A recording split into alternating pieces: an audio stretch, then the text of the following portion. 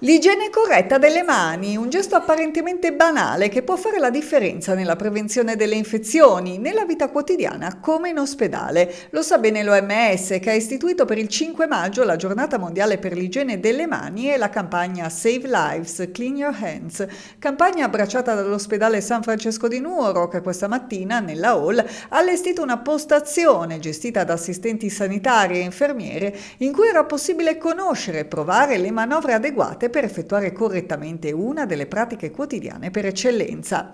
È un'iniziativa che viene fatta soprattutto per il personale sanitario, però abbiamo voluto estendere questa opportunità anche a tutte le persone che visitano l'ospedale o a tutti i familiari, insomma, che vanno a trovare i loro cari nei propri reparti.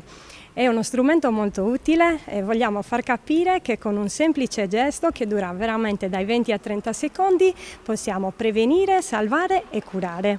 Oltre alla dimostrazione, i partecipanti hanno anche potuto sperimentare le buone pratiche mediante l'utilizzo del Gadano, un box didattico che consente di evidenziare, grazie all'utilizzo di un particolare gel, le zone della cute non correttamente igienizzate. E domani il Gadano verrà portato tra i reparti per far testare agli operatori sanitari il loro grado di conoscenza della corretta igiene delle mani. Le mani sono il veicolo principale, insomma, della trasmissione dei germi e quindi è dalle mani che deve partire tutto. Un corretto lavaggio delle mani può ridurre o quasi azzerare assolutamente la proliferazione batterica dei germi.